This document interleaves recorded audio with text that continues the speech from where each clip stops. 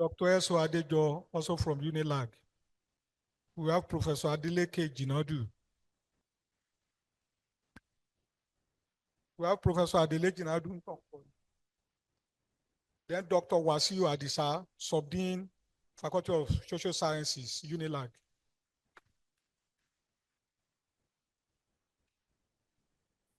We have Professor Fatai Badru from UNILAG. You are welcome, sir. We have some deans of this university, deans of faculties here. And I'll start with the dean of the organizing faculty, the dean of the postgraduate school, Professor Oladipo Ogunleye. We have the deputy dean, Professor Solomon Adewoye.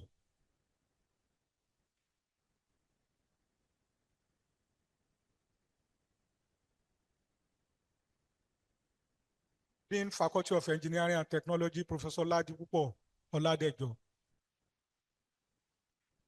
Dean, Faculty of Management Sciences, Professor Abiola Idowu. Dean, Faculty of Science, Professor Olasope Alade. You are welcome, sir. Dean, Arts and Social Sciences, Professor Ebijua. We have Provost College of Agricultural Sciences, Professor Abel Ogunwale. At this point, Pro-Chancellor, Chairman of Governing Council, if I have your permission, I think we should just start at once so that we can have enough of the lecture. So I want to call on the guest lecturer to move to the podium and ask that the Deputy Registrar college secretary of the postgraduate school will mount the rostrum to arrange for his citation to be read.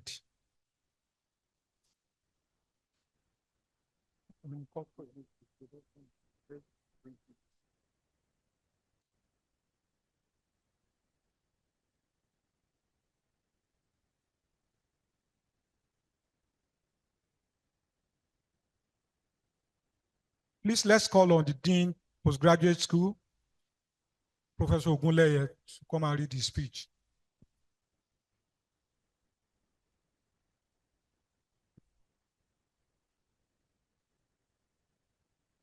Wife of the guest lecturer,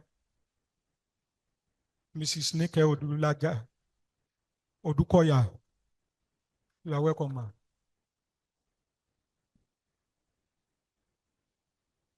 Dean PG School.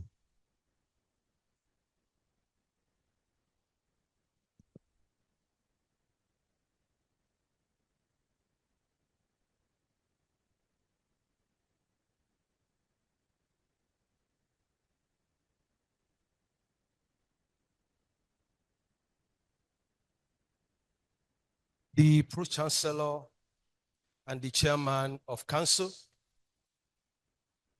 the Vice-Chancellor, the Deputy Vice-Chancellor, University of Ibadan, the Registrar, Bossa, University Librarian, Provost of Colleges, Dean of Faculties and Student Affairs, our distinguished guest lecturer, members of the University Senate, members of the University Congregation and other members of staff, distinguished invited guests, great Ladokites, gentlemen of the press, ladies and gentlemen. The heterogeneous nature of the seated audience here for 2023-2024 postgraduate school public lecture is assumed to reflect the yearning hearts for the birth of a purpose-driven Africa that is adorned with grandeur. Therefore, with great excitement, I heartily welcome you all to this lecture titled Culture, Power, and Development, Historical and Contemporary Dynamics of Indigenous Knowledge Devaluation in Africa. We are indeed truly honored to have you here with us for what promises to be insightful and thought-provoking session. We are indeed grateful to all of you for taking time out of no time to join us today. More importantly, I would like to warmly welcome our distinguished guest lecturer and his amiable wife, Professor and Mrs. Adelaja Odukoya, who incidentally is the Dean of Faculty of Social Sciences at the University of Lagos, Akoka. He has made tremendous contribution in the field of political science, and we are incredibly fortunate to have him with us today to share his expertise and insights. Let me also express the school's gratitude to the Vice Chancellor and other principal officers, the Senate of the university, for the ceaseless support given to the postgraduate school. It is in order at this point to congratulate the board and staff of the postgraduate school for this epoch-making event. Distinguished guests, colonialism has imposed foreign systems of knowledge and culture on African societies, leading to devaluation of indigenous knowledge. These legacies continue to shape the contemporary dynamics of culture, power, and development in Africa. Thus, the challenge remains for African nations to reconcile the demands for modernization and globalization with the preservation and the integration of indigenous knowledge. Why? To create a more inclusive and sustainable future for the continent. I am strongly convinced that the insightful nature of today's lecture will catalyze a new orientation for life and living for Africa. The postgraduate school has produced more than 2,000 doctoral and well over 30,000 master's graduates in both regular and professional streams in the last 2 decades. As of today, there are 52 departments across 13 faculties running more than 90 programs to produce self-reliant graduates who are applying technology for global impact with integrity. The exciting horizon of the graduates of LAUTECH postgraduate school, both in public and private sector across the globe, is not surprising. This academic community has about 1,000 seasoned scholars with uncommon traits for academic excellence in outcome-centered teaching and learning, as well as researches that are of global relevance. These scholars drive the vision and mission of the school with student-centeredness, observing global best practices. Current statistics put the average resident time for doctoral and master's program in LAUTECH at 38 months and 16 months respectively, with corresponding average annual turn rates of 78 for PhD, 1,800 for masters. And in sustaining this horizon of excellence, we have been fully committed to these 6 objectives. That is excellence in learning and teaching, excellence in research, innovation, and commercialization, robust infrastructure which comprise ICT development, high-performance service delivery, financial sustainability, and improved global visibility and reputation. Finally, let me announce that the application for 2024-2025 postgraduate admission exercise are out. And I want to give an assuring invitation to all intending students to make a quick and timely decision to enroll in our programs. Once again, I welcome you to Ladoke Akintola University of Technology, Ogbomoso, the perpetual best state university in Nigeria.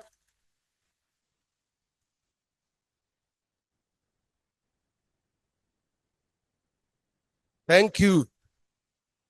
And the flagship of creativity and excellence in technology delivering postgraduate training in Nigeria. Thank you all, and you are all welcome.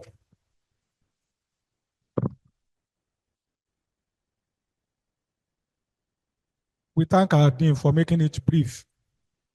At this point, I want to invite to the podium the Vice Chancellor of this great university, Professor R.O.R. Kalilu.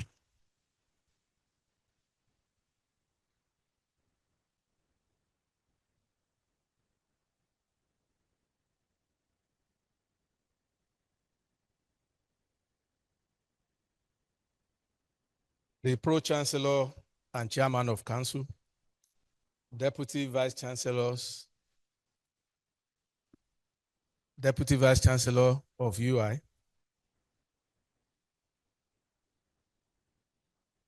Chairman of Council of LAUTECH, the Registrar, the Bursar, University Librarian, the Provost, Deans of Faculty, Dean of Postgraduate School, Acting Dean of Students, members of Senate, the guest speaker and his wife, members of the university community, distinguished invited guests, great Ladokites, gentlemen of the press, ladies and gentlemen.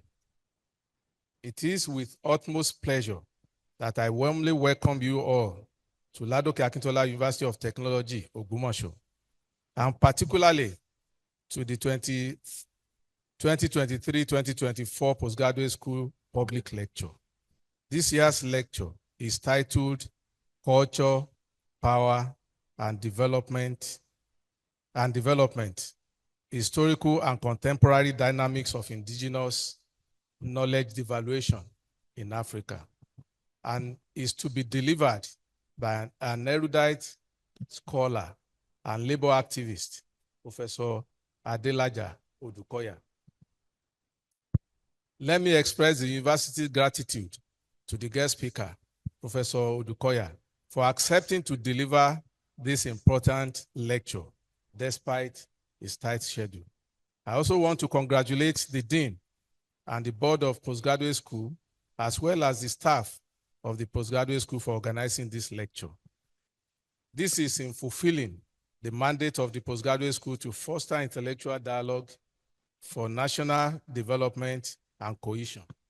It is hope that today's event will immensely contribute to the mandate. One of the great distinctive characteristics of a people is their culture. It serves as a springboard for their socio-historical and developmental stride. The extent of progress made within such culture is therefore reflective of the degree and complexity of repertoire of indigenous knowledge available. This partly explains the differences in developmental outlooks of nations across the globe.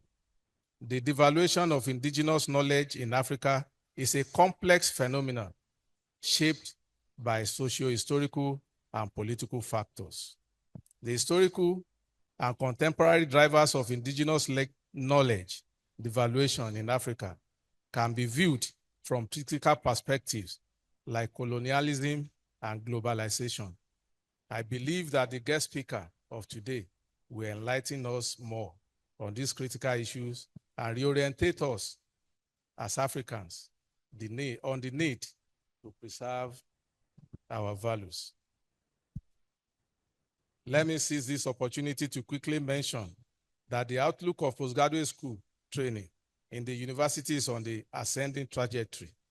The student enrollment has improved.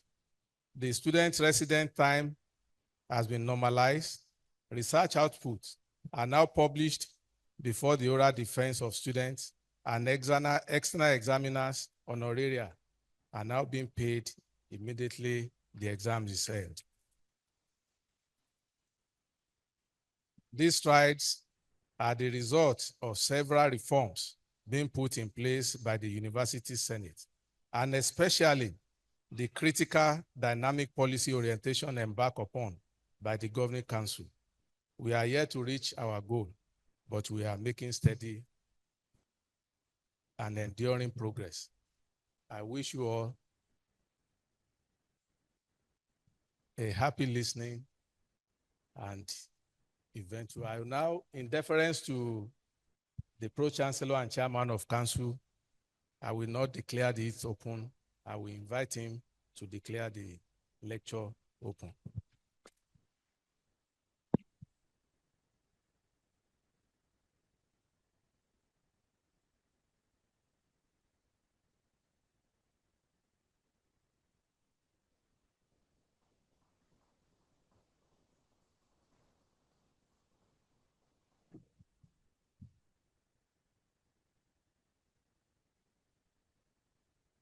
Thank you very much, Mr. Vice Chancellor.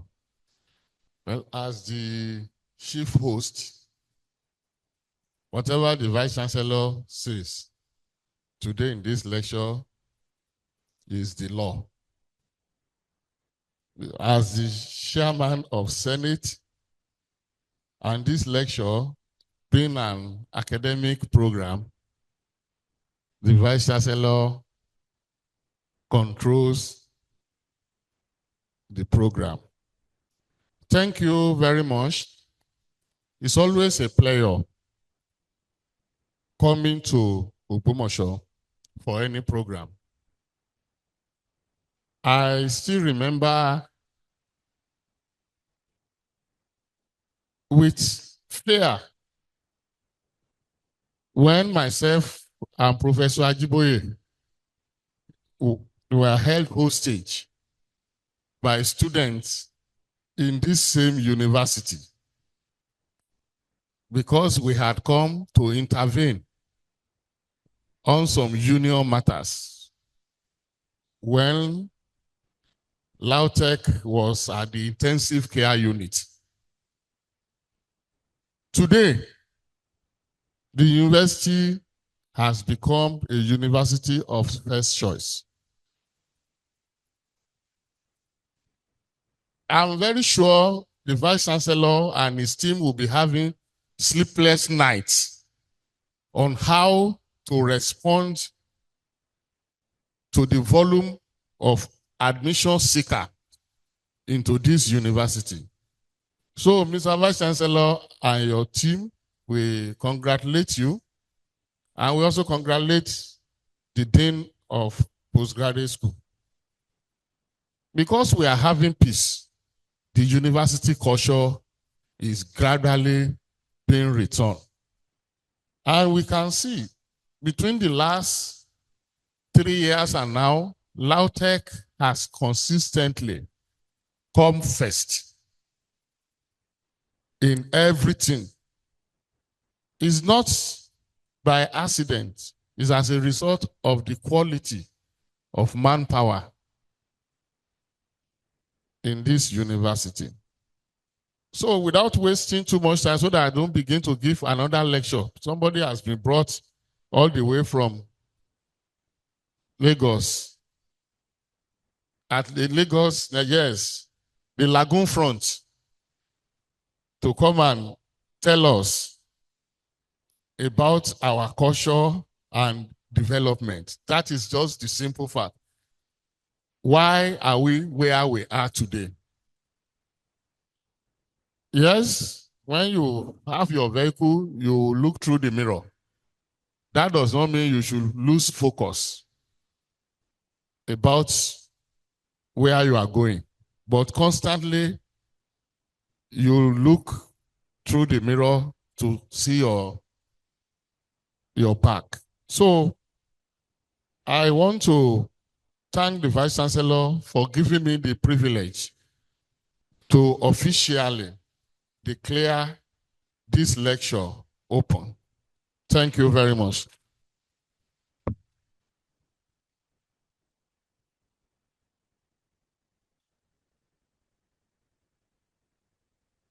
I want to implore everybody to please join me in bringing to the podium Professor Adeniyi Osunbade to come and read the citation of the guest lecturer.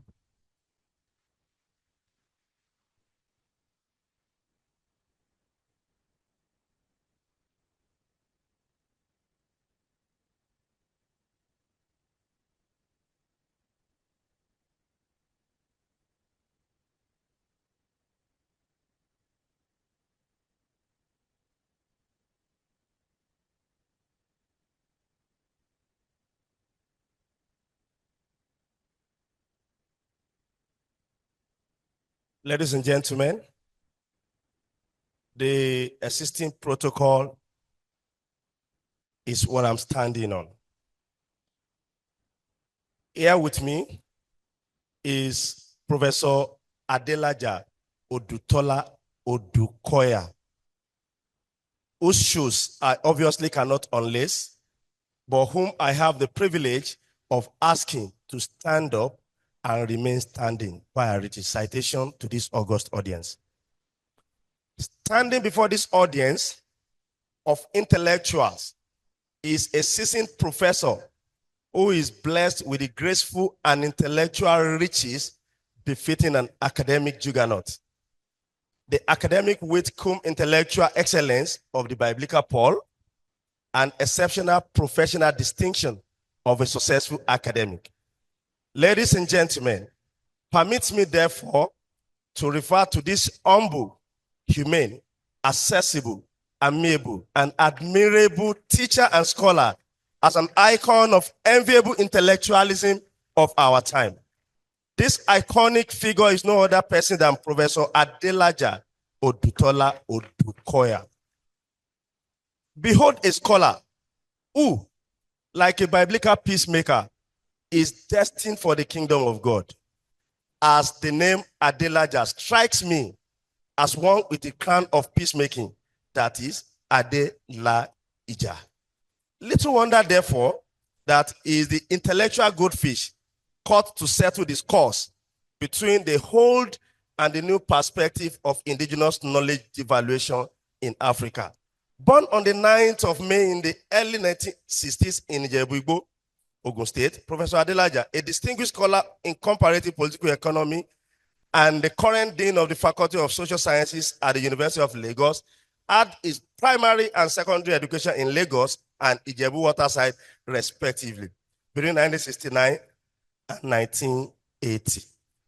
He also had his advanced level and Cambridge studies at the Ogun State Polytechnic, now Mashood Abiola Polytechnic, Abeokuta, from 1980 to 1982. As a brilliant mind with unending quest for knowledge, he proceeded to the Lagos-influenced, highly prestigious University of Lagos to study for BSc in political science from 1984 to 1987. He equally obtained his master's and doctoral degrees from this same university. In recognition of his promise as a cerebral individual, therefore, the University of Lagos took the golden opportunity to appoint him as an assistant lecturer in 2004. Luckily, with consistent doggedness and focus, he rose through the ranks of the academic to become a professor. Also, interestingly, Professor Adelaja has demonstrated leadership exemplariness from his early days to date. For instance, he was the first speaker of the Students' Parliament at his secondary school and later at the Faculty of Social Sciences during his undergraduate year. In 2014, he was elected chairman of ASU UNILAG chapter, and his leadership recorded outstanding successes in various areas, including timely promotion, justice advocacy for victimized lecturers, and so on. His administrative experience is something to write home about. At the University of Lagos, he equally served in different capacities. He was an elected member of the Senate, serving on committees and boards, leading international delegation, and holding positions in the department and faculty. At present, he serves as the dean of the Faculty of Social Sciences, where he has continued to provide academic and administrative leadership. At the national level of ASU, from 2014 till date, he has also made his mark, serving in various capacities, including as a Southwest Zona Coordinator, resource person as several union training, members of Rapid Response Team, and so on and so forth. He is a Marxist intellectual who has conducted extensive research on the crisis of accumulation in Nigeria, focusing on the relationship between the state, governance, and democratic deconsolidation in Africa, as well as dependency challenges. The work of this fecund scholar, and of course his numerous publications, have been published in several peer-reviewed local and international journals and books. Ladies and gentlemen, it is worthy of mention that Professor Adelaja served excellently as the head of the Secretariat on the Committee on the Negotiation of the Ownership of our noble university, Ladoke Akintola University of Technology, Ogbomoso, as well as on the Implementation Committee of Emmanuel Alayande University of Education, Oyo State. He received a prestigious award for his dedicated service from Engineer Oluseyi Makinde, the governor of Oyo State. This established scholar, ladies and gentlemen, also distinguished himself with fellowship awards, which is an hallmark of academic excellence. For instance, he was a fellow at both the Department of Political Science and International Secretariat for Human Development at York University in Toronto, Ontario, Canada, from 2007 to 2008. Besides being a distinguished member of numerous professional associations, including the Nigerian Political Science Association, International Political Science Association, American Political Science Association, and so on and so forth. Professor Adelaja here with me is blessed with a loving wife, his jewel of inestimable value, Mrs. Olunike Odukoya, and two amazing children, Oluwatobilola Odukoya, female, and Ayomide Odukoya, male. Ladies and gentlemen, may I request your standing ovation and resounding sounds of claps as I invite this renowned scholar, fecund and cerebral researcher of international repute, and an international intellectual juggernaut, Professor Adelaja Odutola Odukoya for today's PG Schools guest lecture. Thank you for your rapt attention, ladies and gentlemen. I'll refer the microphone.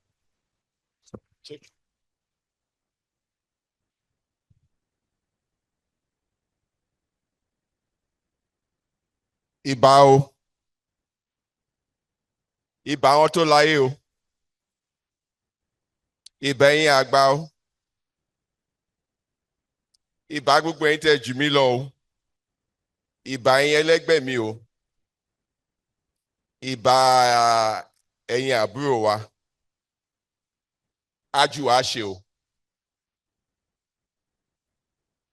Today's lecture, particularly the topic, is taking place within a unique context. We are in Oyo State.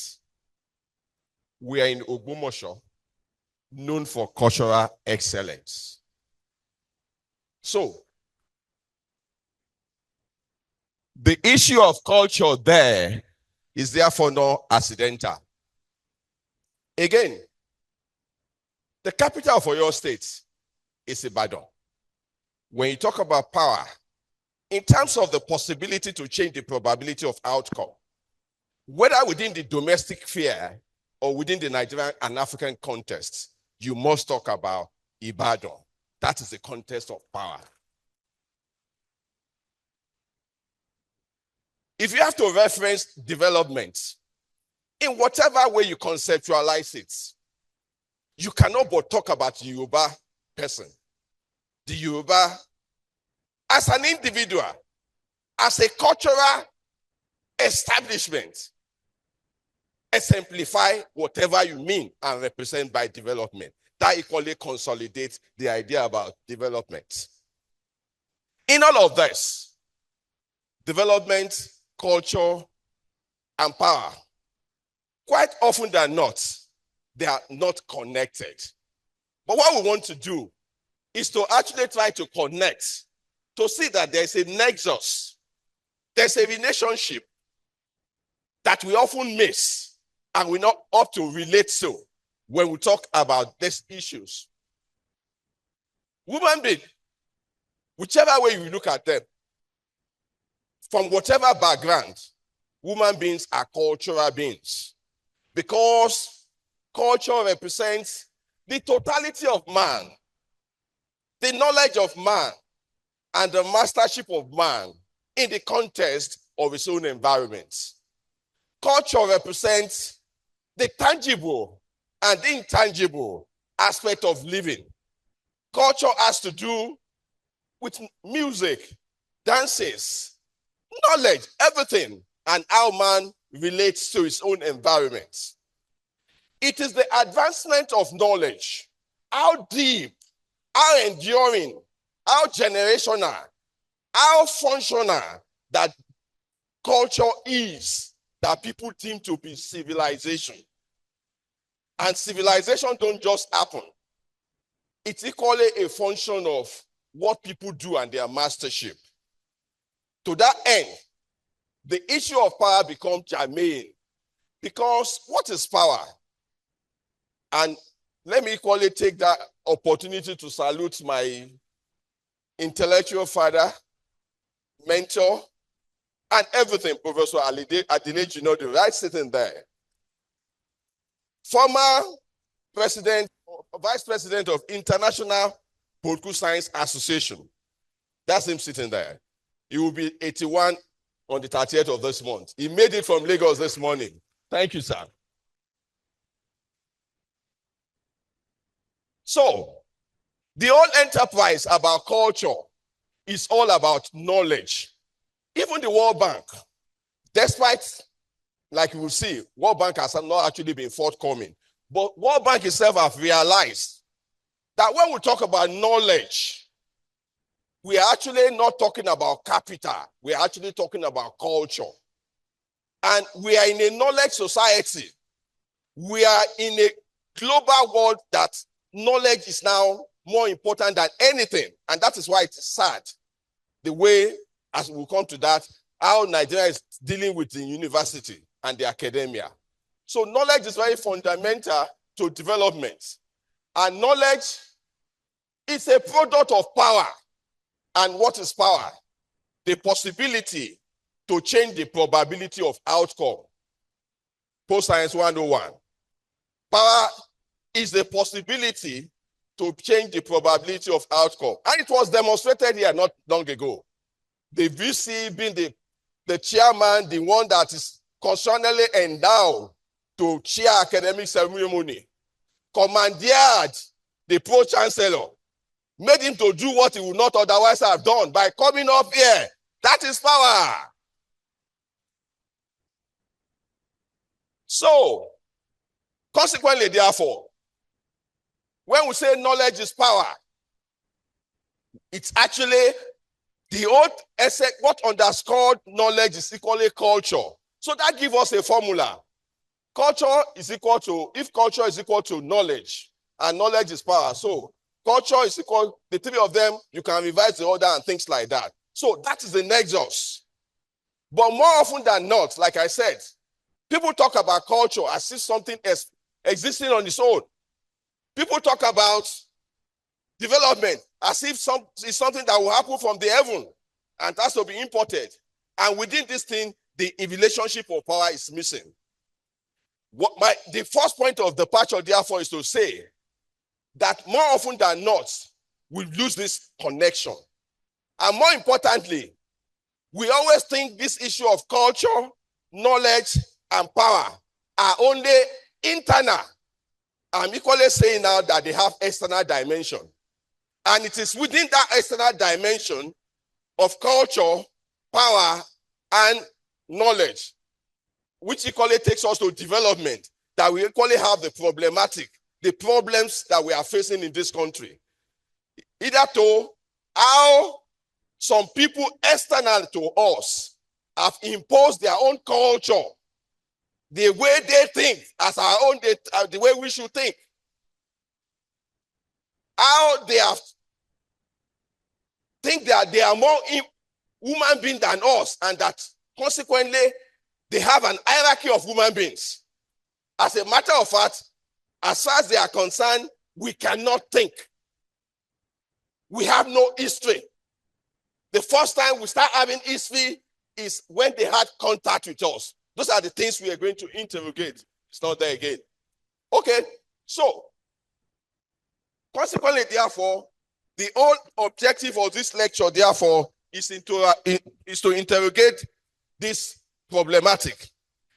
Culture, power, and development, like I said, have both internal and external dimension. But there are challenges. The first challenge has to do with what I call intellectual poverty. We know the state of poverty is a stage of, is the absence of what you need. When you are poor, that means you cannot satisfy your need. You don't have what you desire. So consequently, we have a situation where the requisite intellectual power to propel development, to understand society, to interrogate society is not there. The second one is the injustice that comes for knowledge. We call it epistemic injustice. That speaks to the issue of hierarchy of knowledge. My knowledge is better than yours. I see it as coming from actually inferiority complex. It's coming from inferiority concept because there is no knowledge that is better than the other knowledge. Like they said within the mystical world, in the cosmic, all realities are one. In the cosmic, all realities are harmoniously united. So all knowledge are knowledge. And part of the problem we're having in the world, like we are going to see, is because one knowledge has chosen to be superordinate and subordinate others. And the subordinated knowledge is not even available for people to use. We are where we are now, we'll see. Then again, what I call educational imperialism. We are all victims. Some of us consciously, some of us unconsciously.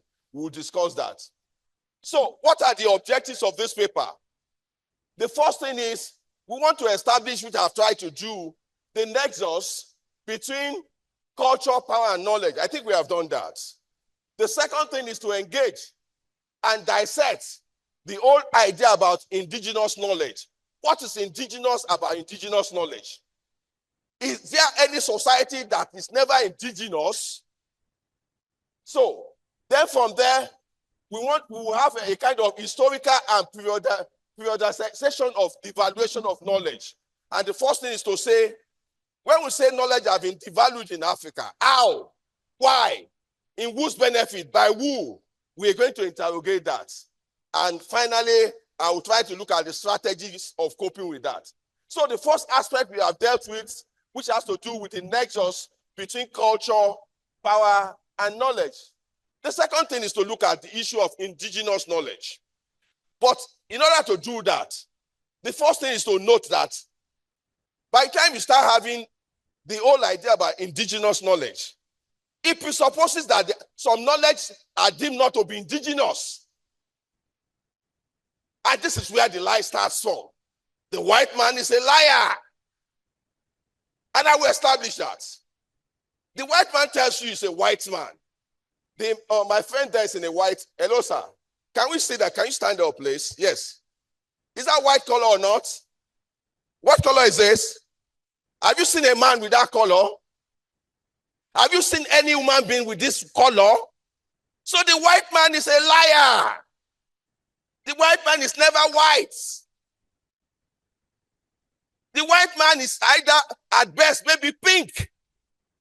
Then again, look at me here. Sit down. Thank you, sir. Sorry, madam. Please, let's have you. What color is that? Well, I can hear you. Thank you. What's my own color? Is it black? Am I like that? That's another lie. Thank you, ma. So the idea is the white man is not a white, he's a liar. I am not black, I'm chocolate brown.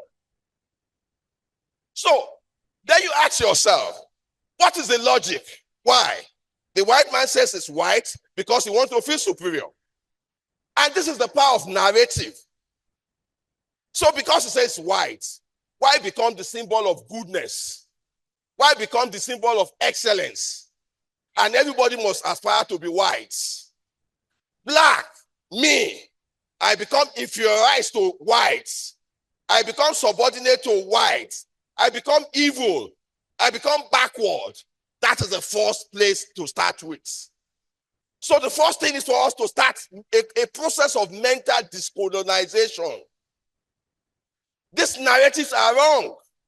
And like we are going to see much later, languages are not innocent. Languages are part of technology. They are part of science. They are part of everything. Be careful of what you say, the language you speak, and what you accept, and the concept you imbibe. That's the first knowledge you must take away from here. The second thing to be said is that every society has to be organized based on ideology. There must be, ideology is the science of idea, the worldview. And the white man wakes up and says, capitalism is divine. Capitalism is made by almost as if the world has always been capitalist. Socialism, communism are evil. Development is westernization. Development is capitalism. So consequently, socialism is evil. In fact, it got so bad in this part of the world during the Awolowo, Akintola, they will tell you that if you become socialist, that means if you have two wives, they will take one from you. Abba. So, this is a process of making their own worldview, our own worldview. And the whole essence is to dominate, exploit, and subjugate us. We must equally get that. And the next thing is that they equally impose a particular form of knowledge. Call our own knowledge indigenous knowledge. And the implication is that indigenous knowledge are traditional knowledge. Because they are traditional knowledge, they are backward knowledge. They are superstitious knowledge. They are inferior knowledge. They are dangerous knowledge. And consequently, don't touch them. So the only knowledge that is knowledge for them is Western knowledge. The only knowledge that is knowledge for them is the knowledge according to their own science. The only knowledge for them is that one that they have sanctioned.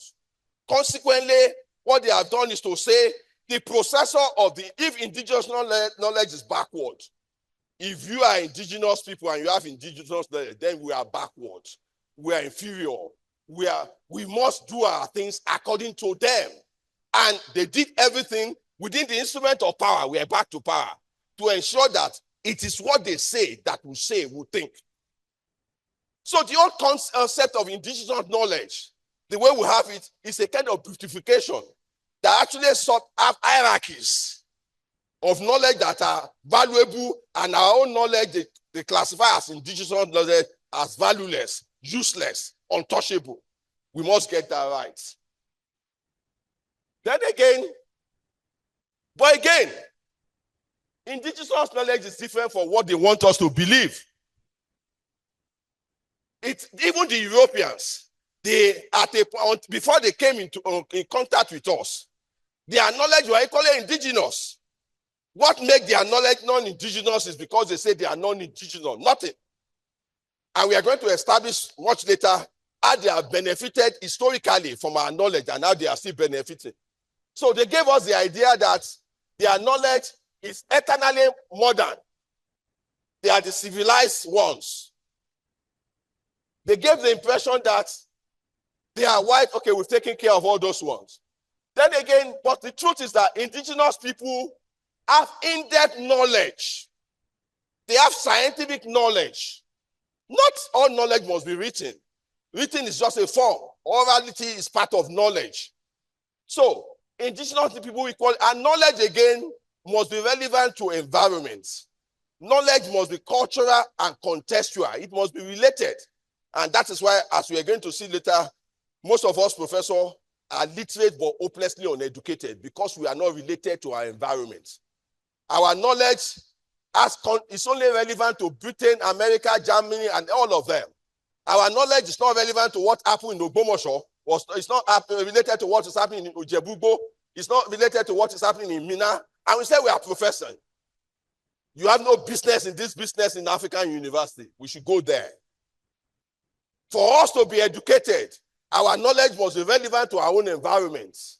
That is very key. So indigenous people possess in-depth, locally rooted knowledge of the natural world, managing 80% of and the good thing is that the way the world is going, that's my own destiny.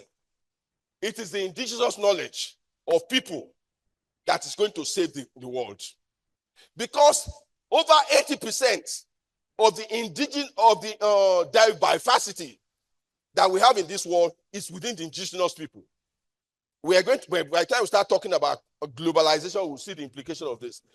Indigenous people reflect the cultural essence of their people. They know their people, they know their environments. And by the time we talk about COVID-19, you see why more people died over there than this place. Our knowledge came to bear. So, the failure of the colonial, so the whole of enterprise of colonial science failed, and it will continue to fail because it is political. Why do we say it is political? It is all about trying to make their own knowledge the ultimate knowledge. So, indigenous knowledge is dynamic, it's cultural, and it's content specific. It is the knowledge about your environment. It is how you deal with problems in your environment. So, and you can't know somebody's environment more than him. And this equally explains why most of the recipes, most of the suggestions, most of the formula we have been given for development will fail to develop us. What we will have and continue to have is what I call maldevelopment, or what Otto Frank calls the development of underdevelopment. There is no solution to development. Anybody can give us from Washington, can give us from Berlin, can give us from London that will develop this country. It is Nigerians, Africans that will develop and that have the solution to develop Africa. Any other thing is just a mere waste of time. African indigenous knowledge have been suppressed, leading to widespread underdevelopment. That's what I've been actually trying to explain. And beyond that, the intervention of this foreign knowledge is actually not producing results, and it's not designed to produce results. It's actually designed to make us exploited, to make us dominated, and ensure that we are backward, because there's a connection. And again, quickly, I need to say this. Before our contacts with the white men, quote and unquote, in the 15th century, we have comparable, if not better, level of development. The facts are in the lecture. They were not better than us. And for those of us who still care to read, go and read Walter Rodins, How Europe Underdeveloped Africa. You will see how Europeans consciously, deliberately, systematically, and with programmatic action ensure a coordinated process of deindustrialization. In the field of textile, in several fields, we were far better than them, and they make sure that we never do this. Even our own Akere Delu Ale, 1975. The underdevelopment of indigenous capitalism in Nigeria, you see the facts there. We are far more better, far more advanced. But again, they came here not because they were civilized, not because they love us, not because they were looking to savage barbarians. They came here simply because they had economic issues. They needed cheap raw materials. They needed cheap labor. So they came here to exploit. So they could not allow, and it would have been unwise for them to allow our industries to be competitors to their own industry. And of course, we know the whole enterprise of the slave trade. The whole enterprise of the slave trade with colonialism is the worst that ever happened to man. And you may ask, but why are we always blaming slave trade? Why are we always blaming colonialism? They've gone ever since. Yes, you are right. Just like Europeans underdeveloped Africa, we have cases too of Africans underdeveloping Africa. But the issue is that structures matter. The structure matters. And like we say in Yoruba, Amukun Eruewo, Wosale. We are saying this enterprise, the state system in Africa, the structure is defective. There is nothing you build on it that can stand.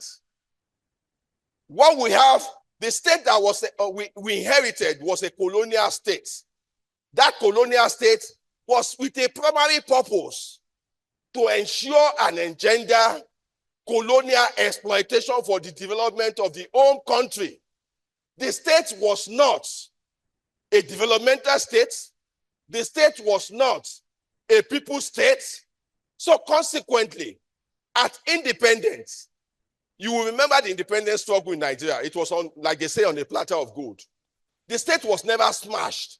It was merely inherited. And I will illustrate. You have a machine. We have a factory where we have machines that produce tom-tom. If you put Michael to operate the machine, what will he produce? I can't hear me. If you put Shola, what will you produce? If you put Nickel, what will he produce? Okay. So, between 1914, that Nigeria was created, and 1960, that machinery, that state was designed, and it was producing effectively oppression and exploitation. In 1960, to date, that state is still producing what? Oppression and exploitation, because that state was not smashed. So when we busy ourselves sometimes, asking for Oduduwa Republic, asking for Arewa Republic, asking for Biafran Republic, we are not getting to the basis. What we have is colonial continuity. So if you still have all those fragmentation, you ask yourself, how is the government in your state different from national or the one for Lagos State?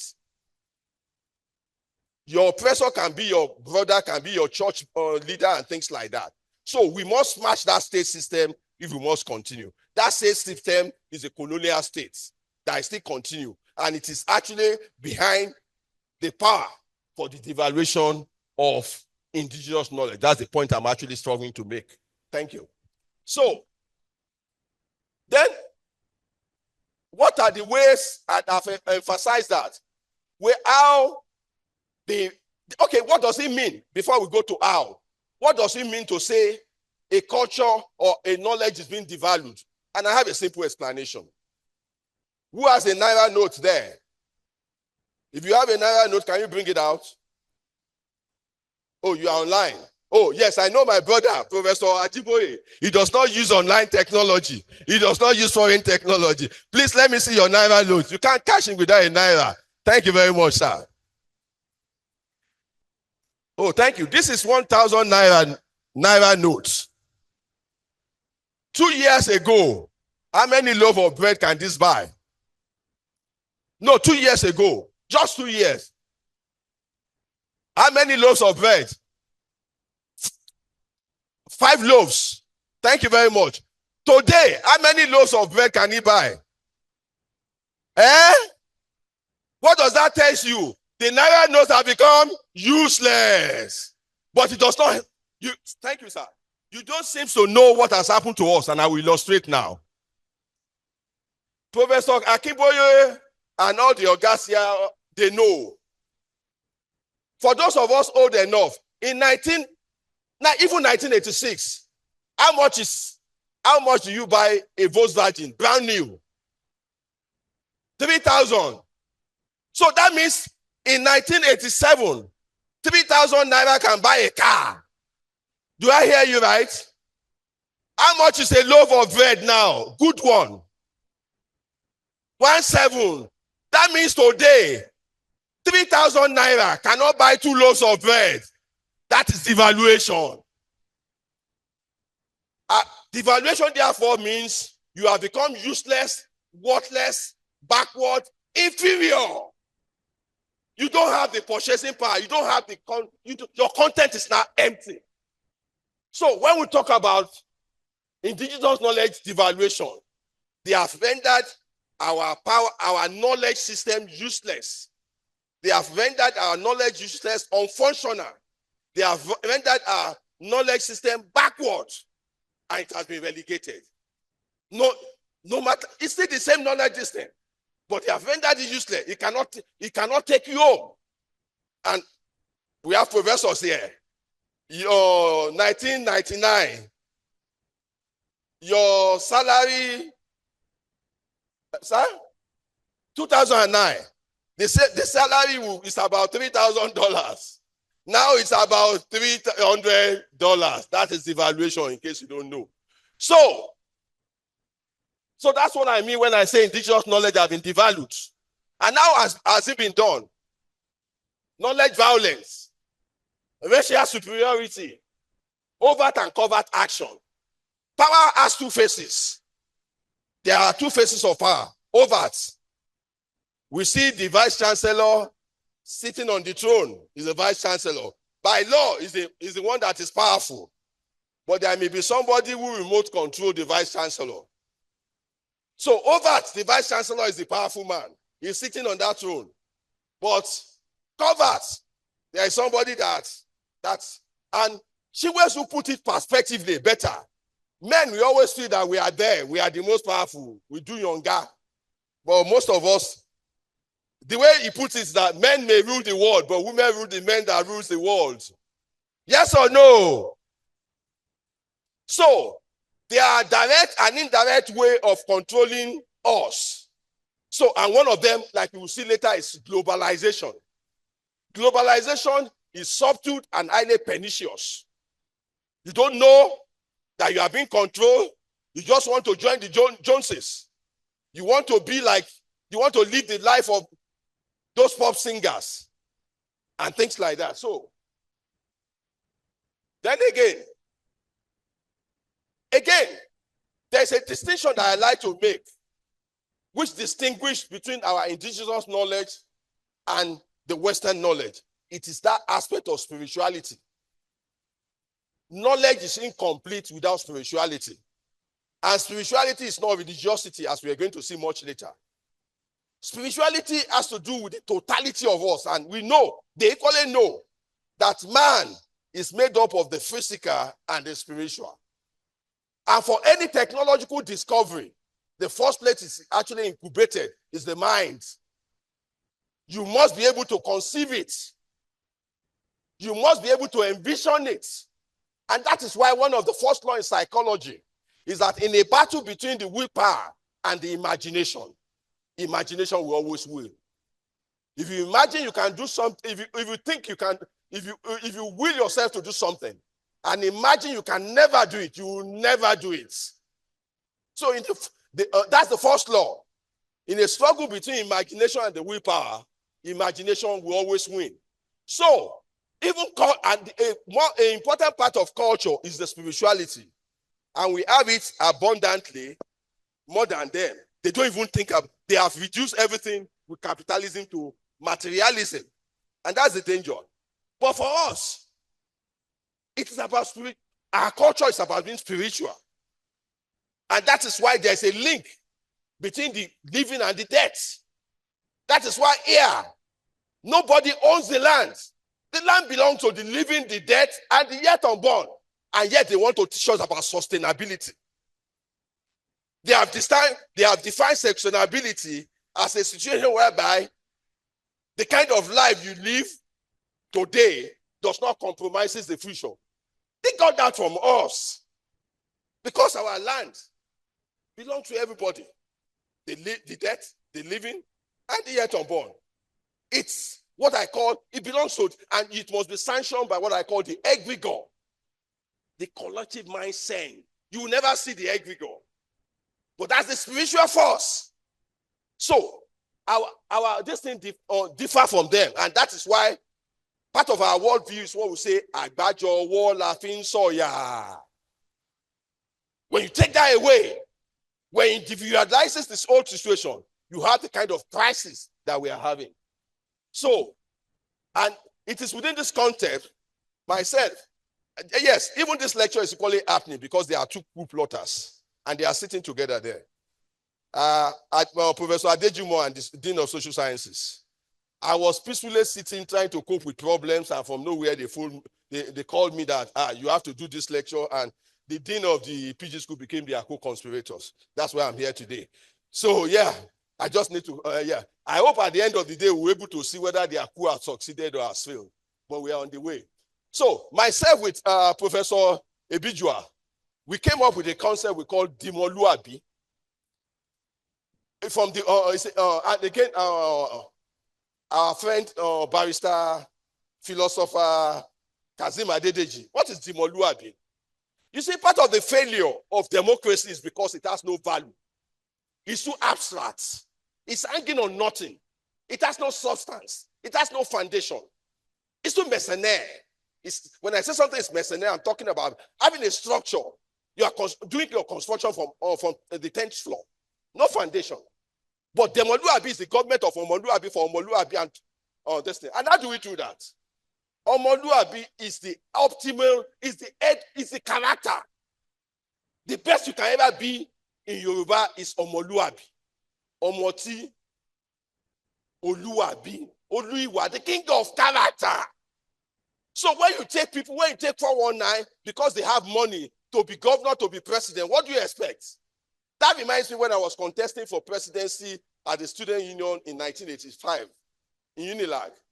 And when I campaign, people will say, you are so good, but you see, you are not giving us money. And I remember this slogan. I would say, if you vote for beer, you end up being bottled.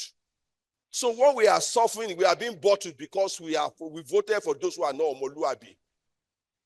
So we have the Omoluabi, and Omoluabi will pride Oruko and Iyi than anything. Oruko rere than Tugura ati Fadaka lo. Yoruba will tell you, Onwowo lo pade yi lọ́nà. Tó bá rí owó náà kí ló fi ṣe. So that's Omoluabi.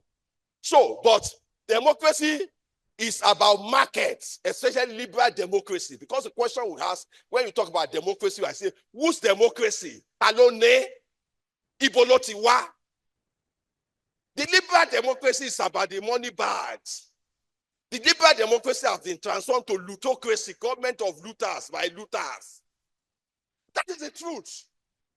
So that's what we have. So we have proposed Demoluabi. Demo is from the word, just like democracy, Omoluabi, or you say Diomoluabi.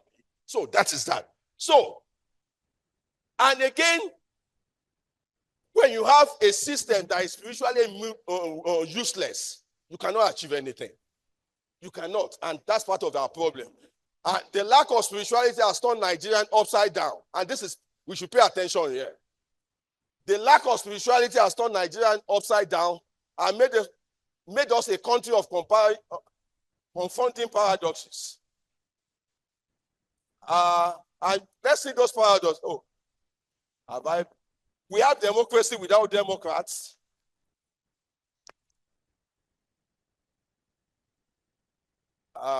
Sorry.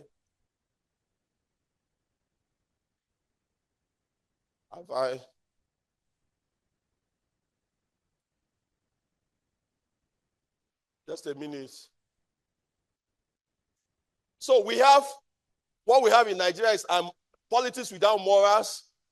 We have a situation too that we have mistaken and without any intention to hurt our Christian and Muslim friends, but the truth must be told.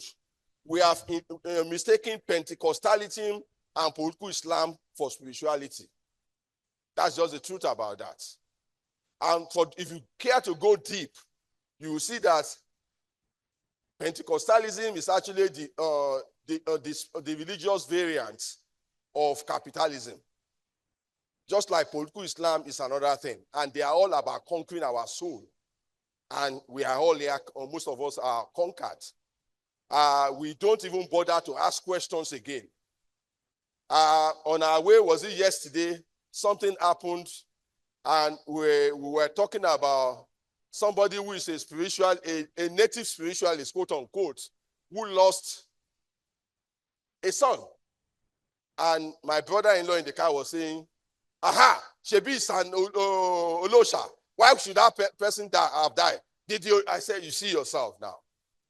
Just before then, we have spoken about 2 or 3 pastors that died on the pulpit. I said, you didn't raise the same concern. Anybody can die anyhow. It has nothing to do, but because that one happened to a traditionalist become an issue. No. We should have asked ourselves, why is it that it's the churches that have been developing since 1999 that we have entered this democracy? And the people going to churches are still looking for salvation. So we should ask ourselves questions. Part of the things we are going to see and argue later is that part of our problem is that we have externalized our spirituality. We are worshiping foreign gods.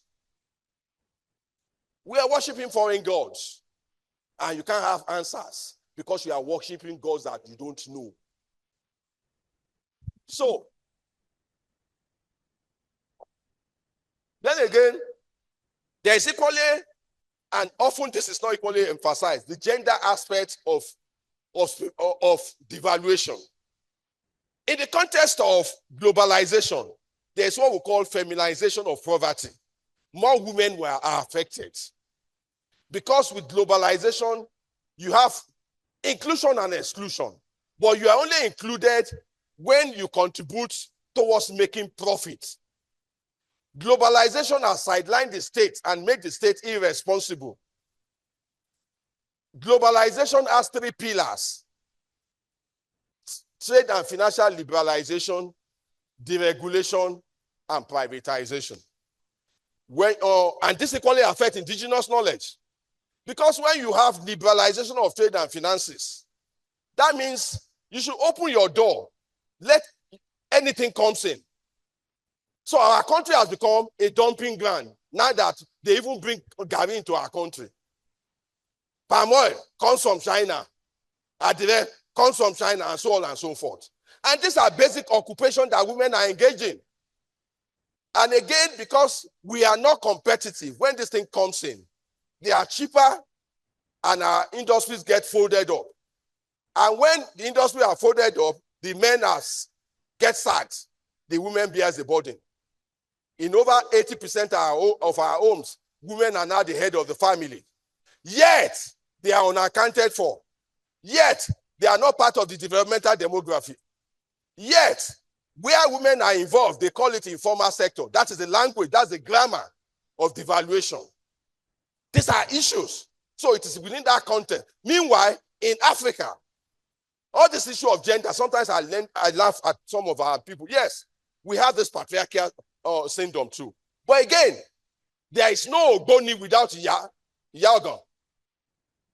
You cannot have any court where the woman must not be there. And again, the center of our enterprise, of our existence, is the market. The only person that commands the market is Yaoloja. And to tell you that the market is the center of our political economy, go and look at all Yoruba land. The markets are always, the palace is always in the center of the market. And it's not just a coincidence. It's equally at the Orita Mary, because the spirits must converge. And the head of that market is the woman, Yoloja. And you ask yourself, how does Tinubu become president? It's because he is Omo Yoloja.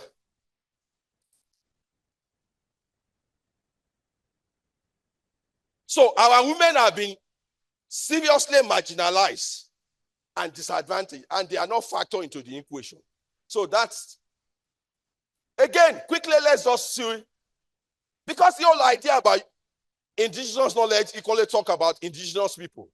And what it's simply saying is that you and me are useless, are worthless, and have not contributed anything to development. But the fact speaks to the contrary. Let's start from Egypt. One of the ancient wonders of the world, and still a wonder today, is the pyramid of Egypt. I won't go into the details, the facts are there. The pyramid of Egypt. Again, the knowledge of architecture, mathematics, writing, surgery, and several other things were attributed to Egypt. That's an African civilization. It has been proven. As a matter of fact, all those fractions and some of this formula are attributed to Pythagoras' theory have been proven to be African science, originated from Egypt. So, yes, Africans are useless, our knowledge, and those are indigenous knowledge. Again, let's go to Mali. Mansa Musa. Mansa Musa traveled to Mali and the whole world catches cold. Because he went to Mali, he had so much gold that the price of gold fell. Mansa Musa produced 50 tons of gold every month. Mansa Musa turned Mali to a center of knowledge. We have the University of Sankore, and Timbuktu became a center of Arabic knowledge. Then again, for Professor Jinodu will be familiar with this, because it's one of the foremost experts of federalism anywhere in the world. Mansa Musa practiced federalism in Mali. He divided Mali into regions and gave them autonomy and things like that. These are knowledge, indigenous knowledge. That's come home, Nigeria. The North culture, where we have bronze, this thing, various artwork. We have it even in Ife. We have it in Imo State there, Ogu, this thing, and several other places. Then again, being there, bronze, wood arts, and more importantly, you might not have heard of this. We had a Benin wall made up of art things. It is It's so wide, and the size, in terms of length, will cover United States of America 3 times. You ask yourself, what knowledge, what technology, African knowledge, African technology. We are useless. And yet, these guys have benefited from us, and they are, God forgive them. So,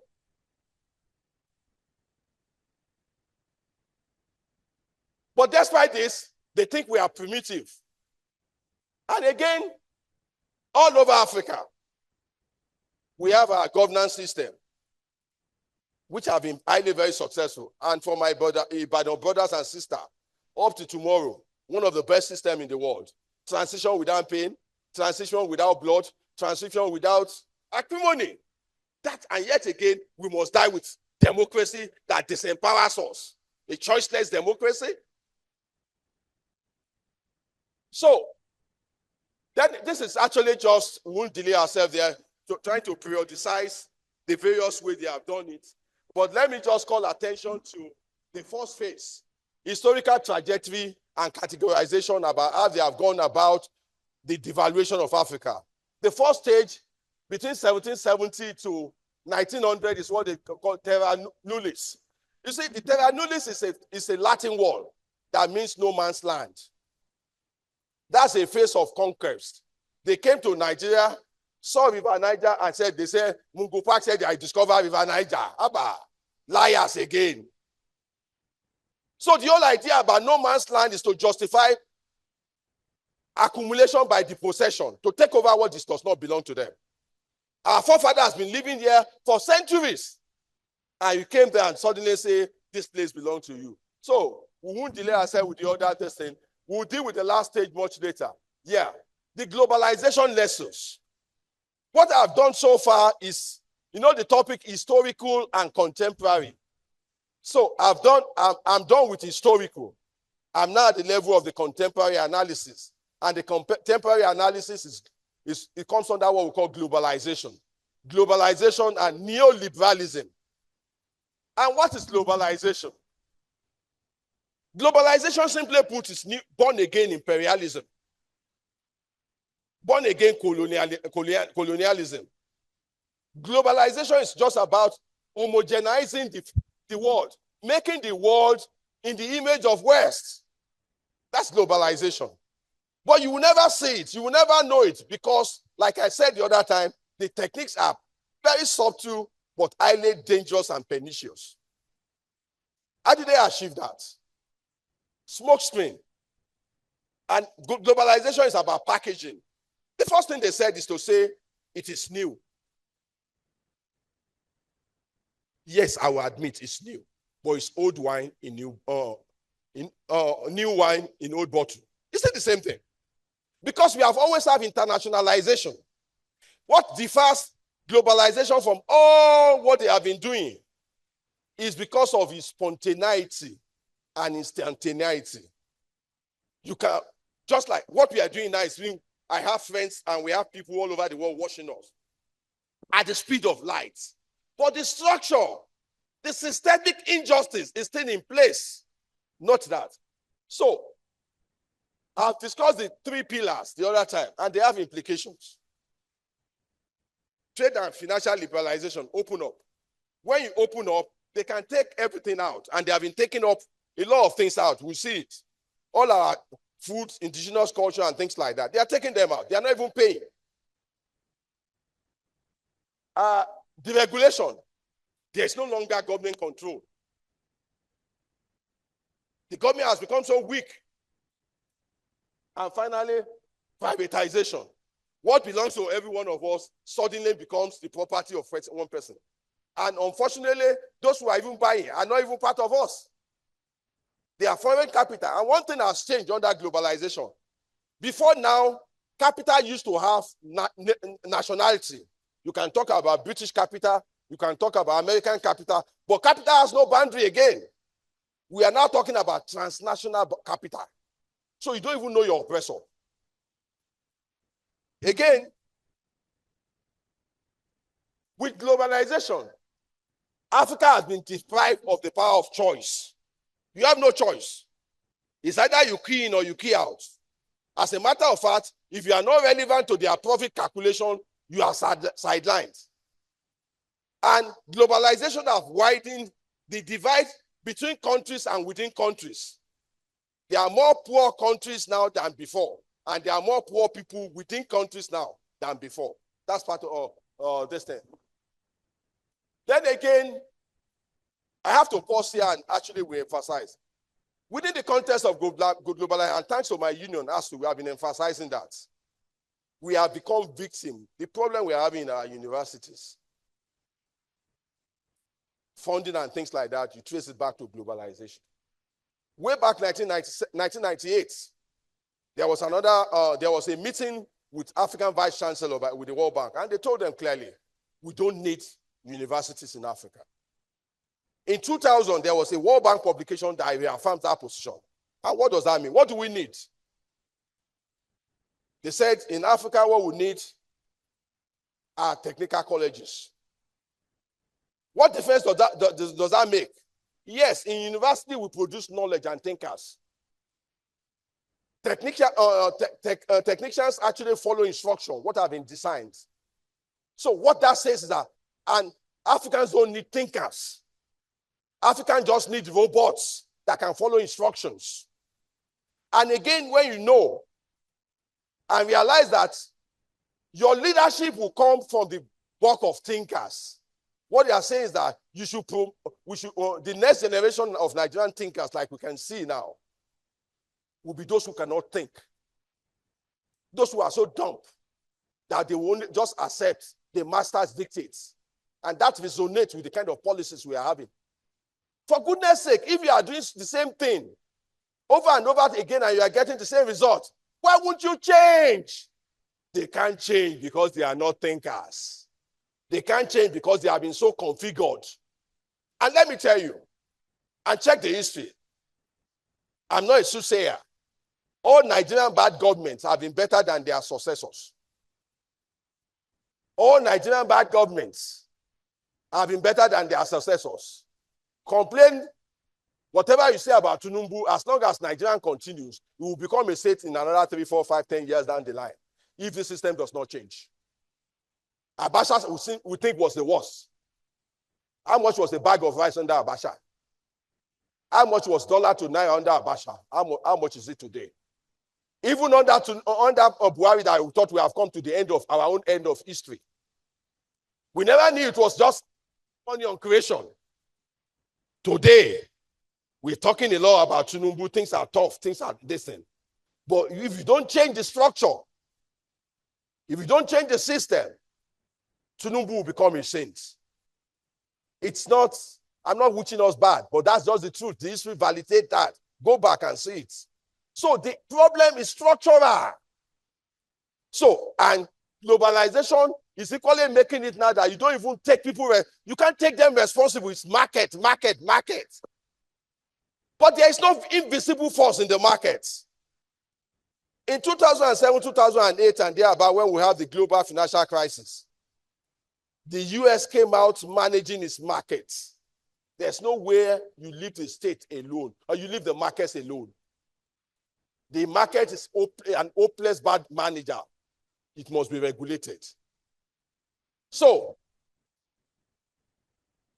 what we now have is that with globalization, again, the state is no longer responsible. Then there is equally a new narrative.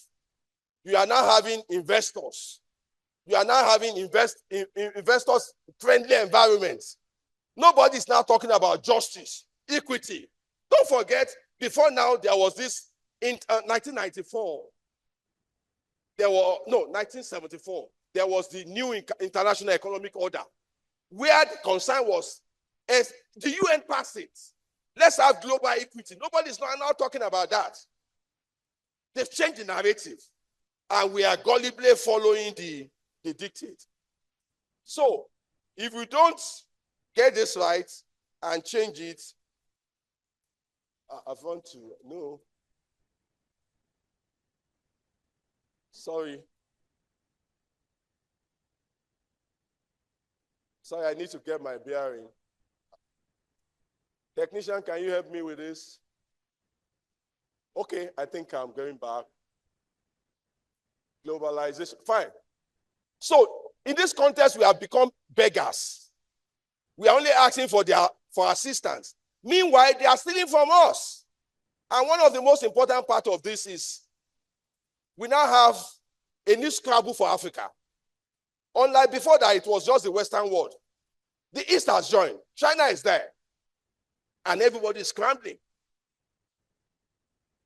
We talk, Gary, you cannot buy Gary again now. I will tell you one of the reasons. There is a place very close to the toll gate, Lagos, like Shagam. If you enter that place, all the Gary being produced around Oyo, Ogun State goes there. And they are exporting it for stash. That's where they are going. All our trees have been felled. The other time, Professor Omole, during his inaugural, was telling us how we are working the value of debt. It's not only the agricultors that are working in value of debt. We ourselves are working the value of debt because our food is being taken away. The forests that are protecting our environment have been taken away.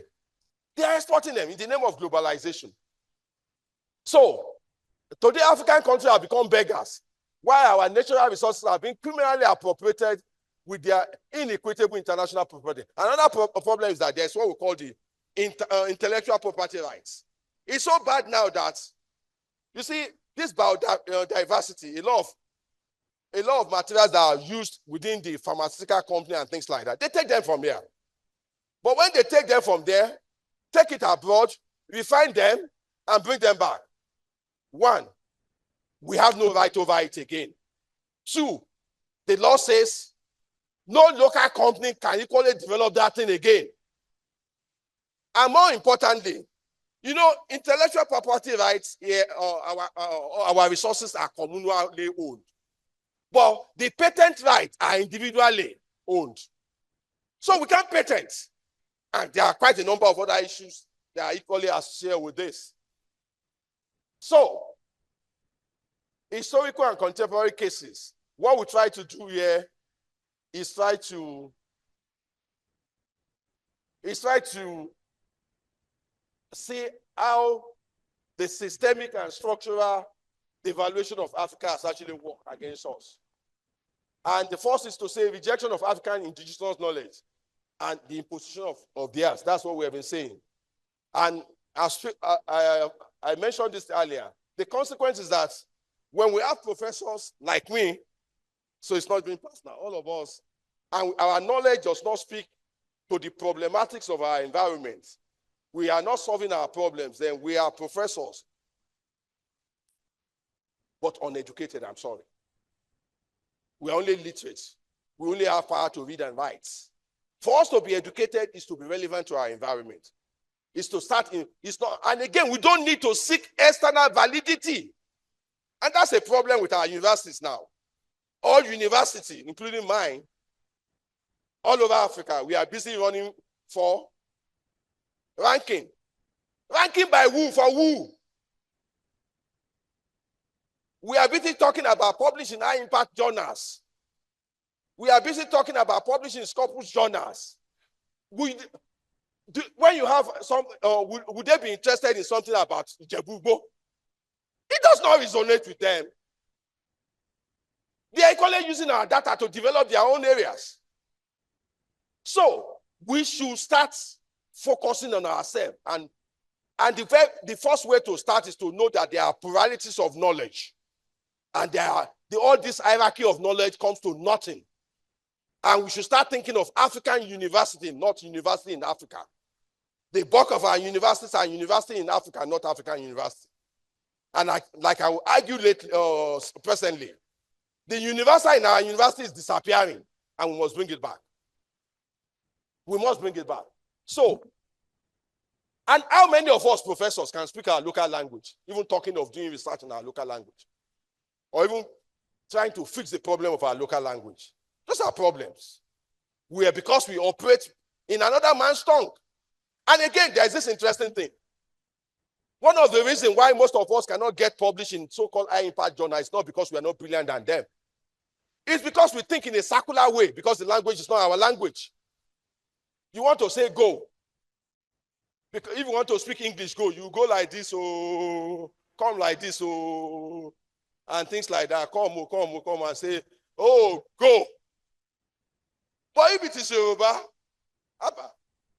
you don't need to start somersaulting. And that's go and read Wole Soyinka. Wole Soyinka thinks first as a Yoruba person. And that's why it's another strategy. Again, sorry, time cannot allow us, but I plead with you, read the lecture. Is that our language, when we're growing up, they describe it as vernacular. Language of the natives, language of the tribes. They condemn your language. Language is the laboratory of science. Language is the custodian of the totality of our knowledge. And why do you think what's his name? Max Weber, one of his great work was The Protestant Ethics and the Spirit of Capitalism. That takes us back to spiritualism.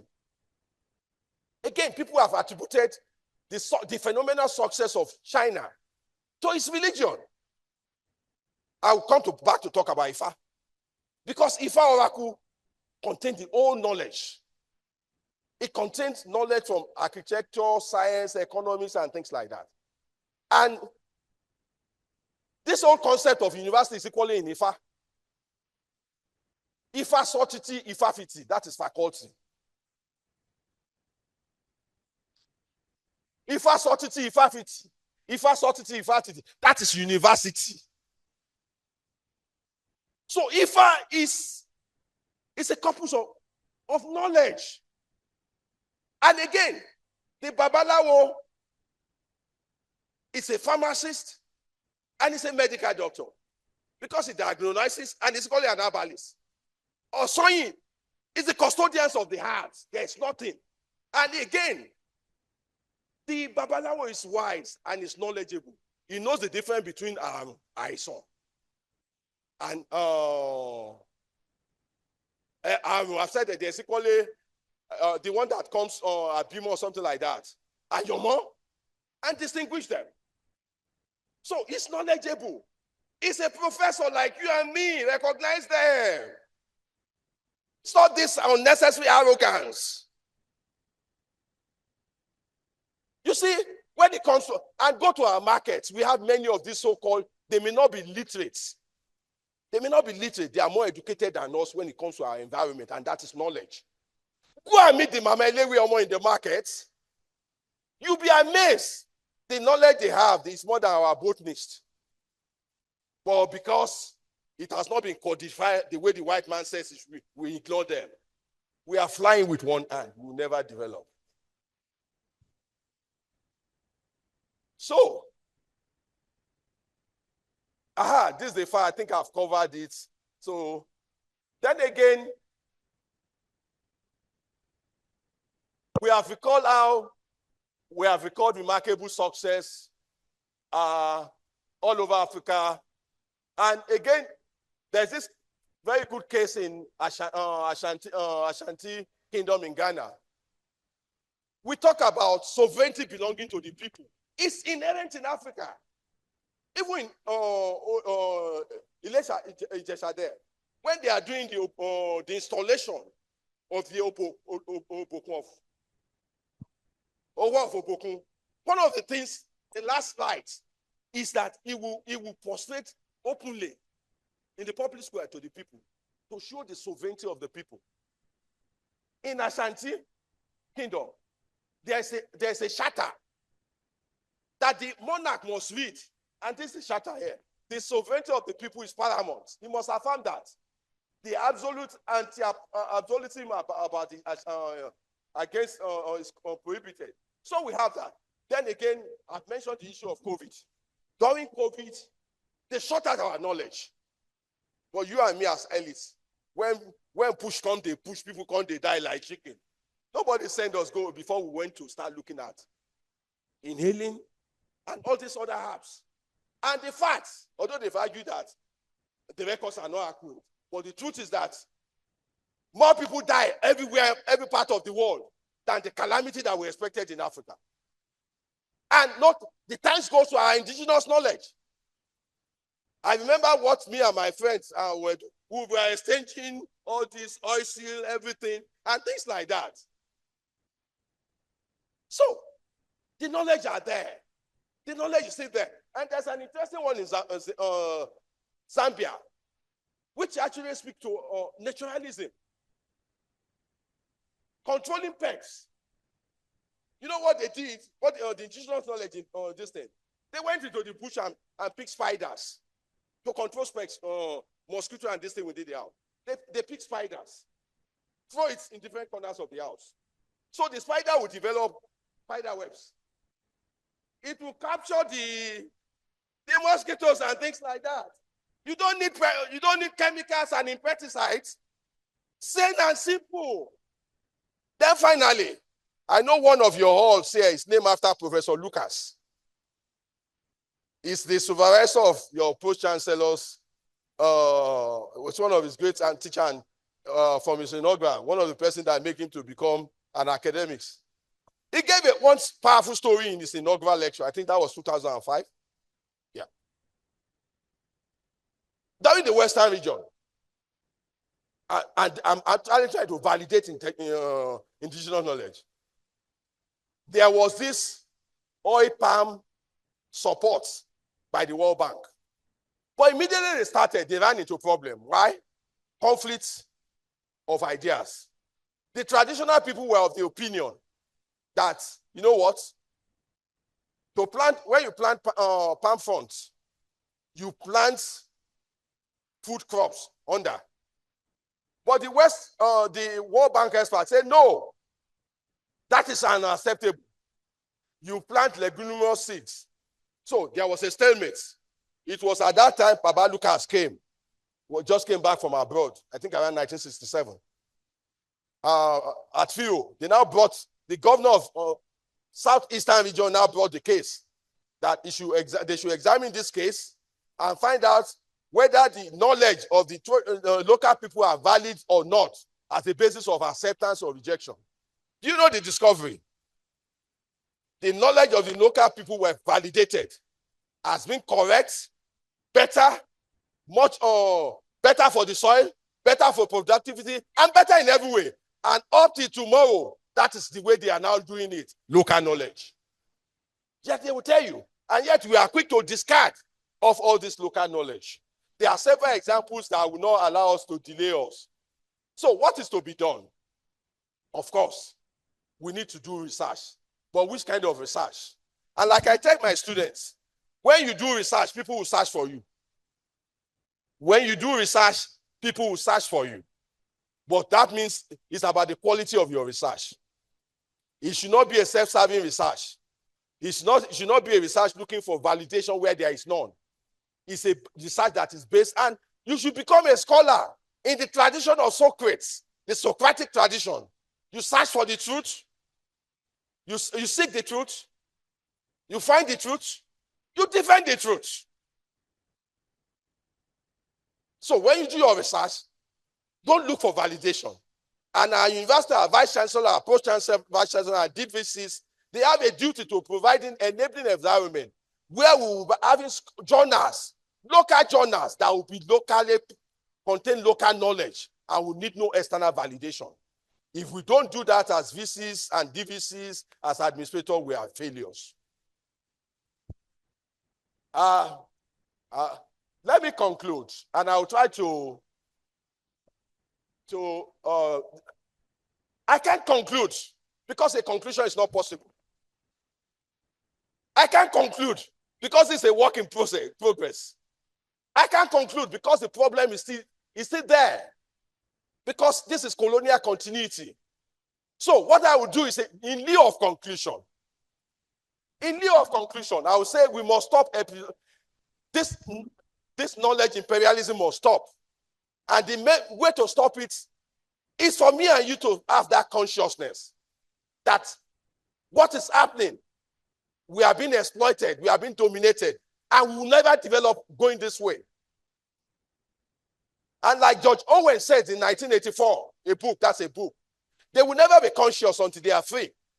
And they will never be free until they are conscious. It's a dialectical process. And again, Klodake equally said that Reality is full of contradictions. Reality is full of contradiction. In order to understand reality, you must think dialectically. We must think dialectically. So we must start thinking dialectically. And thinking dialectically is implying we must think outside the box. We cannot afford to conform to orthodoxy. We must be disruptive of received knowledge that does not validate and elevate and valorize our own condition and our own developments. That is very key. 2, our poverty is the basis of Western wealth. Our underdevelopment is the basis of their development. So we need to do a lot of deconstruction. 3, we need justice for liberation. And you can't fold your hands, you must struggle. Like the approach chancellor will always tell us, Aluta no dey fail. Because the final justice against injustifiable justice. You must seek justice, and you cannot depend on the benevolency of your oppressor for your salvation. You must fight for your salvation. And you will capture it in our indigenous knowledge. They won't change because they are beneficiary. If you want change, if we have to develop, we must fight for it. And it is not a single person. I've omitted somewhere I've talked about respect, reciprocity, the core elements of African traditional religion. Respect is one of them.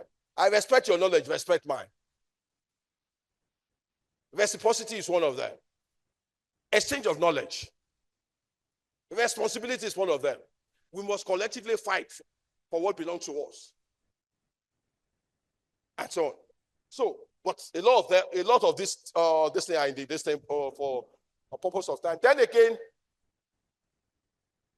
there is, and Mr. Vice Chancellor, sir, since we are facing me directly, let me challenge you. All African universities, starting from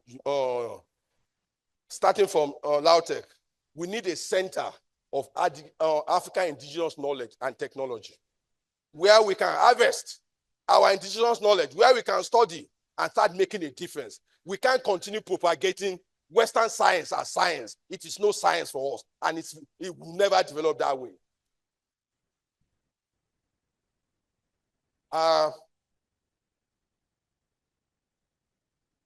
And again, like, okay,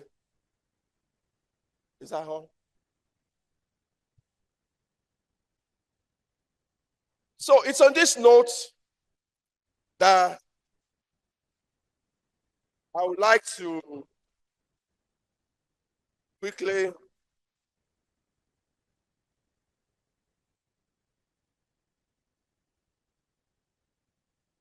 okay. It's on this note that I will say I thank you for your indulgence. And whether the coup have been successful or have failed, they are there. Take them to be responsible for wasting your time if I have wasted your time. And if I have contributed one way or the other to uplifting your spirits and tell you the way forward for us to develop, they are equally responsible. Let me thank my friend, the Post Chancellor, for canceling a lot of his engagement today to be here. Let me thank my brother, the Deputy Vice Chancellor UI, Professor Lakwegba, for actually being disobedient because the Vice Chancellor wanted him to stand him, he ought to be here. Let me thank Bembe, our own, the director, what do we call it now? The registrar of the Teachers Registration Council of Nigeria for choosing to be here rather than to be elsewhere. Baba Jinodu, I know you are supposed to be in Abuja for the various programs to mark your 81st birthday. You were in Unilag as early as 7 o'clock to be here this morning. I cannot thank you enough. Sheung, you are learning to grow and run. You grow old. Baba, each time I see you, I smile. I see our future in you. God will bless you for us. My two brothers-in-law, Sheyi and Yomi, thank you for being here. Professor Badru, my subdean, immediate past HOD, psychology Unilag, HOD, social work, my wife, my rock. Thank you, thank you, thank you. The dean of the PG school, thank you for being part of the coup plotter. You know what? My vice chancellor, sir, you are my friend, you are my brother. Thank you, I appreciate. I will thank you again. You are at my 60th birthday. Thank you. You know what you have done for me on this platform today? I've done a dress rehearsal of my inaugural lecture for February 5th. Whether it will be successful or failure, you can start guessing today. Thank you very much. I'm highly honored.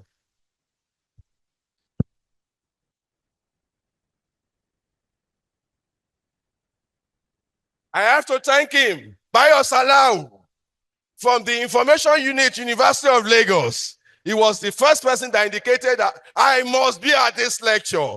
Thank you. And he insisted I must put on the academic gown. I was not going to put it on. He said this is an academic ceremony. Thank you, Bayo. Thank you. Please, let's give a standing ovation to the lecturer again for having done a very good job. It is on this note that I will call onto the high table here the Registrar of the University, Secretary to the Governing Council, Mrs. Olayinka Balogun, to come and make a presentation to the guest lecturer.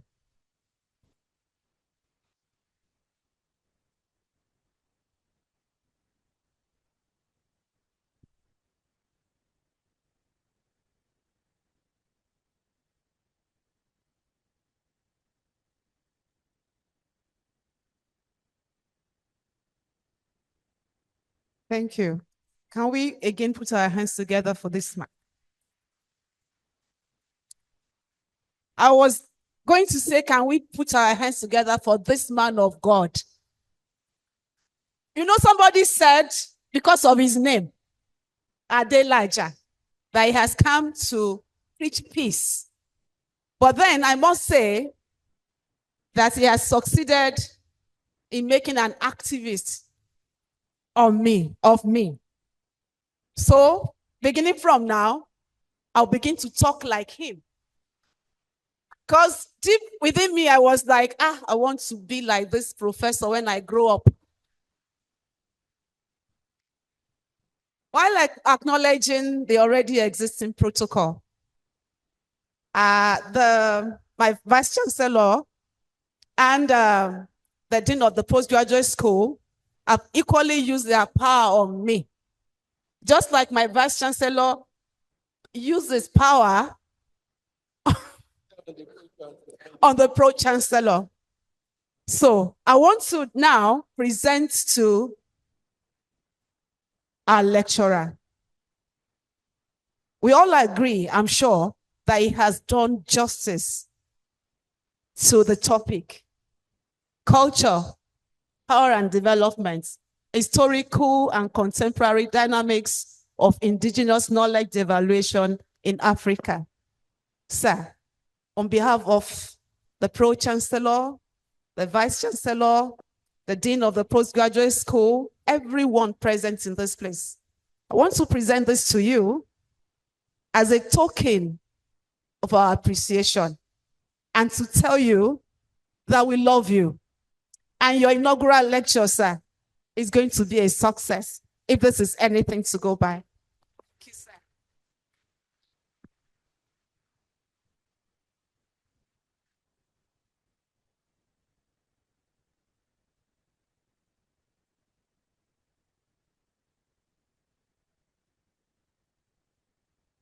Again, sir, while you were doing the vote of thanks, you were thanking people. I thought you were going to forget to mention Madam. Maybe my vice chancellor would have looked for somewhere for you to stay tonight. But you did not. So we are proud of you, sir. Thank you very much, sir.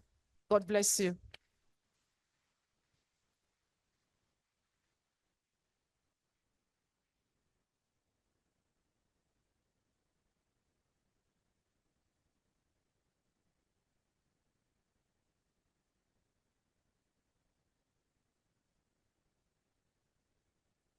With the kind permission of the Pro-Chancellor and Chairman of the Governing Council, I want to inform the Deputy Registrar and Secretary to the Board of the Postgraduate School, Mrs. Victoria Olojede, to be on standby to present the sovereigns, to present vote of thanks.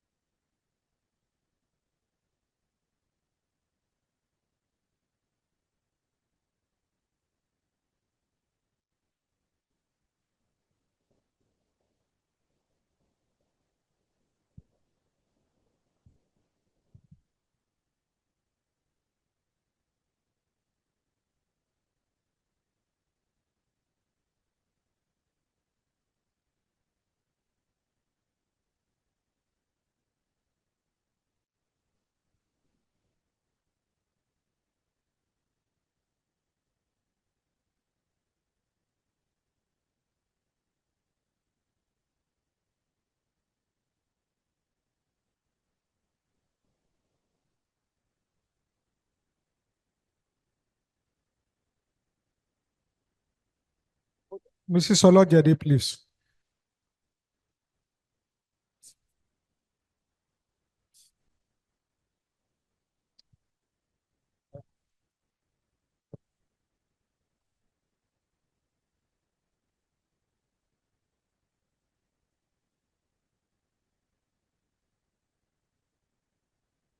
While observing the existing protocol, I want to say thank you to every one of us that are here present to participate with us in this 2023-2024 public lecture.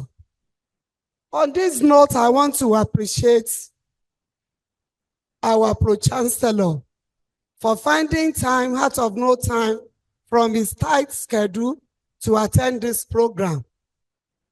And again, on behalf of the Vice Chancellor, Professor Olatunde Kalilu, and the Dean, Postgraduate School, Professor Oladipupo Ogunleye, I want to say thank you to our guest speaker of today for his gracious attendance at this program. Oga just returned from a similar foreign trip. Thank you so much, sir, for coming. We appreciate you. We say thank you.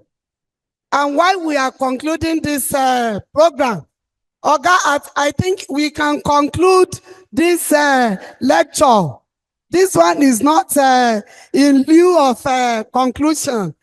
As we are concluding this lecture program, we are saying thank you, sir. You have shared with us from your wealth of experience, and we can make bold to say that we have all gained today. Our students, you have all heard from the horse's mouth. Do the research. When you research, you will be searched for. And the Lord will help you as you are doing so. On this note, I want to say thank you to all our deans that are here, all the HODs, all other members of staff, the erudite professors that are here. We appreciate your coming.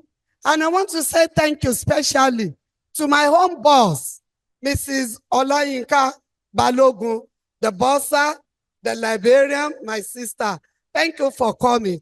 And to Mommy Nike Adelaja, ẹ ṣé kú tọ́jú ọ̀gá, ẹ ṣé iṣẹ́ ọmọ jìnnà fún yín. On this note, I want to say thank you to everybody. Next year is another time. Thank you so much. Thanks for coming. Please permit me to call on the Vice Chancellor to come and give his closing remark.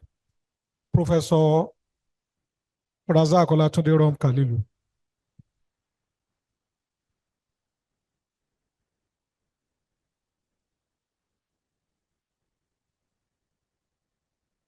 Nobody enjoyed this lecture more than me. And to Western apologists, I've always challenged anybody to mention a technology or a thing that is obtainable in Western culture that I will not find similar type or even a superior type for him in African culture. For those who are in doubt, read in between the lines the confession of Leo Frobenius, the voice of Africa, and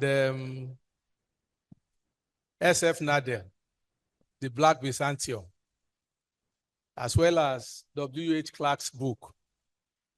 Well, I think we should think ahead, just like he challenged us. There will be a course, if approved by Senate, from next session that will deal with indigenous technology as a general studies. So on this note, I declare the lecture closed.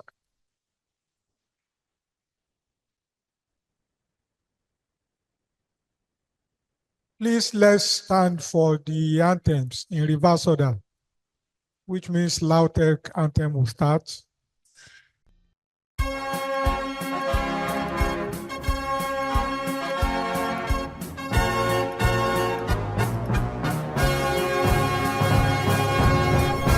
We sing, oh Lautech, your promotion of applied sciences.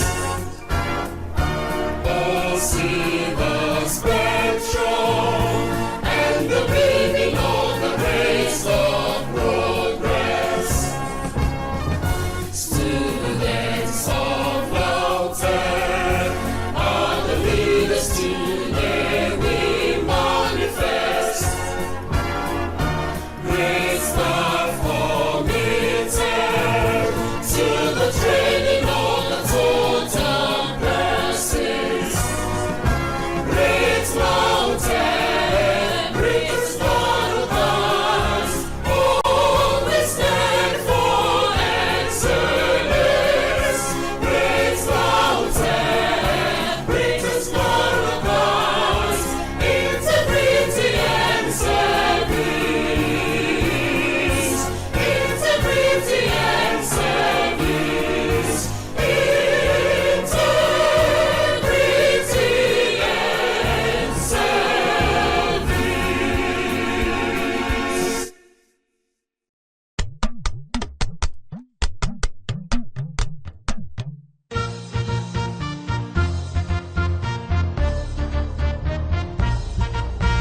Ashiwaju ni wa, Ashiwaju ni wa, Ashiwaju Aṣíwájú ni wá, aṣíwájú ni wá. Ipò aṣíwájú l'Ẹlẹ́dùmarè fún wa nípínlẹ̀ Ọ̀yọ́. Ìpínlẹ̀ Ọ̀yọ́ ẹ jẹ́ ká ṣe gírí. Ọmọ Ọ̀yọ́ ká tẹpá wa mọ́ṣẹ́. Ká bára wa sọ̀rọ̀, ká sòdodo, ká ṣohun tó tọ́ tó dára. Nígbà gbogbo, níbi gbogbo fún ìpínlẹ̀ Ọ̀yọ́. Kò ní rẹ̀yìn o, lójú mi, kò ní rẹ̀yìn o. Kò ní rẹ̀yìn o, nígbà tèmi, kò ní rẹ̀yìn o. Èmi á ṣohun tó tọ́ tó dára. Nígbà gbogbo, níbi gbogbo fún ìpínlẹ̀ Ọ̀yọ́. Aṣíwájú ni wá, aṣíwájú ni wá, aṣíwájú ni wá. Aṣíwájú ni wá.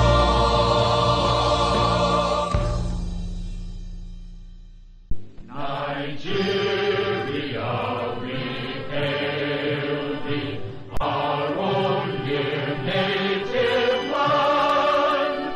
Though tribe and tongue may differ, in brotherhood we stand. Nigerians old and proud to serve our sovereign fatherland.